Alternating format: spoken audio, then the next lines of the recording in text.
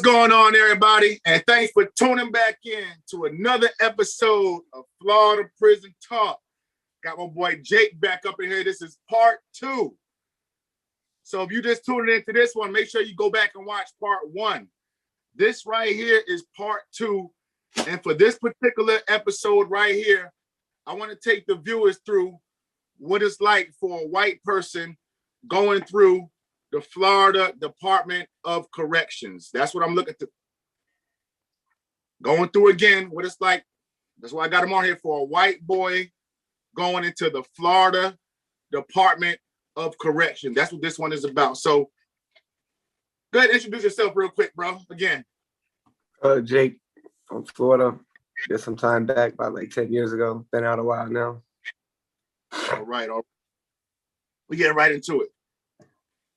When you first got locked up, when you was new to the Florida Department of Corrections, was anybody ever able to finesse you out of your commissary, or did you ever willingly give up commissary just to keep people off of you? Can you speak on that?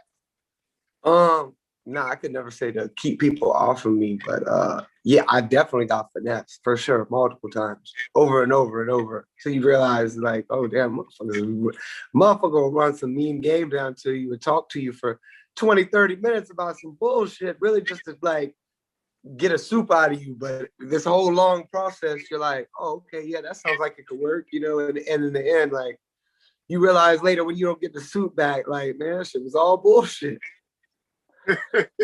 yeah. But yeah, I definitely had a few situations, sure, like that. Yeah, if you're white, yeah, you're definitely gonna get hit. You're definitely get right along the lines. And before you got to when you were locked up in prison, when you left the county, you got to prison. Did anybody tell you before you got, like, hey, bro, hey, listen, as a white dude, man, be careful, man, because they're gonna try to get. Did people warn you about that was gonna happen? Yeah, but there's no preparing for it just here and until, you know what I'm saying? Yeah, there's no way to prepare yourself for that. Okay. And this other question, all right. Has it ever been a time where you might have had a lot of money for commissary, but you decided to get a little bit of commissary just so motherfuckers ain't begging for your shit? Have you ever done that before? Yeah. Really? Okay. And that's what I'm saying. So when it comes to the white guys in the Florida Department of Correction, the numbers are like this. Are the numbers really off with the whites and Spanish and black? Are you guys really outnumbered by that much? I don't even think we're outnumbered, really. I think it's pretty even, but it's like the class of inmate in terms of, like, you know, threat that they pose. You know, the whites tend to be weaker and they're not going to stick together in some sort of group or anything like that. So you could more easily pluck whites off, you know, than any other race, because a lot of whites are just, you know, kids with a drug addict, you know, whatever. They shouldn't really be in prison. You know what I mean? They don't belong there much around that level of violence and stuff like that. So basically, they're not convicts. They basically just broke the law. A lot of them, basically. They made some mistakes, and they usually realize that by the time they're there, they're like, oh, fuck, I'm not like these guys, you know. In the last video, I asked you how long did it take for trouble to find you in the last video, part 1. And you said it took you 6 months to get in your first fight, but you also said you should have fought earlier. Why did you say that you should have fought earlier? It was just like, once you realize the bullshit that's really going on, like, once you start keeping game better, you're like, wow, you think back to, like, I should have just fought that motherfucker. I should have just told that dude to tighten up way then. You know what I mean? I wouldn't even probably have had to get into these fights, because, you know what I'm saying, it would have already been known or whatever. Got you. But yeah, you don't really realize it at first. You're just kind of like, you know what I mean? Like, is this dude trying me? Like, is he?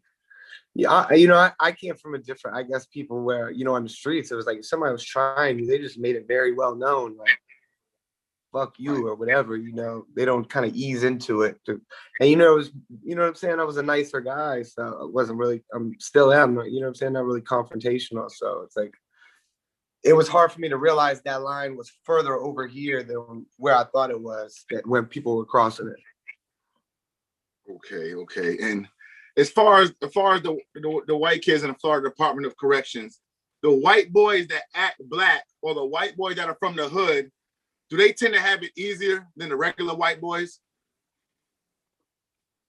Nah, man, probably harder most of the time. I mean, unless you're really, really, really, you know what I'm saying, about getting down like that, it's probably gonna be harder because you're just gonna mix in with more of a group of predators that if you ain't built really, really solid, they just gonna, you know what I'm saying? They're not the guys from your neighborhood, you know what I'm saying? So I've seen a lot of them guys get it worse, honestly.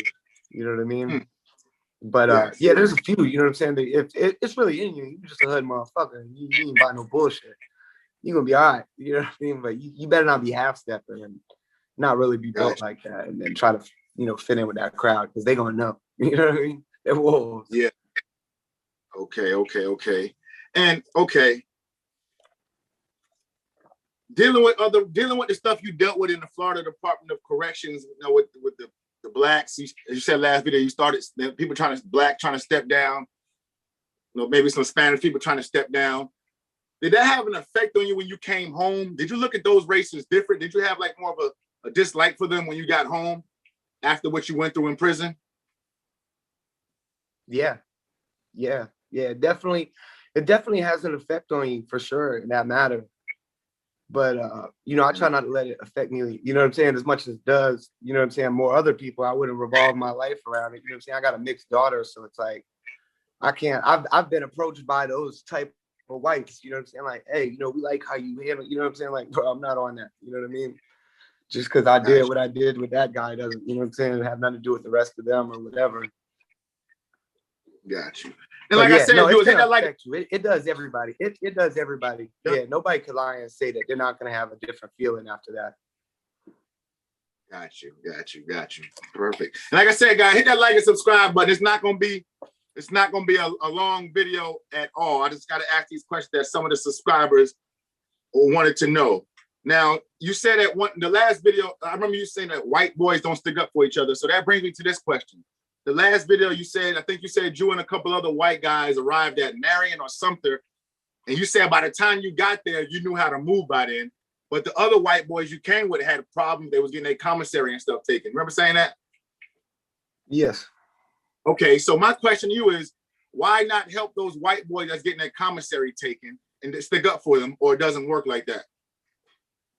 I mean, first of all, because they wasn't going to stick up for themselves. So that would have been the first thing to where if they would have jumped up and popped off, that it would have struck in my mind. Damn, I would have felt bad for not helping them. But you know, I probably honestly still in that situation wouldn't have helped them. No, I wouldn't have.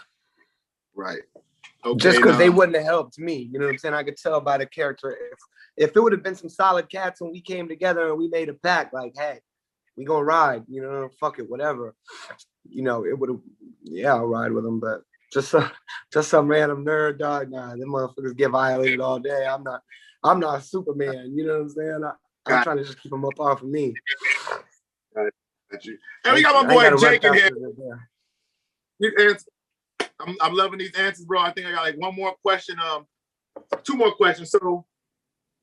So as time went on in your sentence, you started peeping game, right? You started realizing how to move and stuff, how to know when to hold, know when to fold, and all of that. Yes, sir.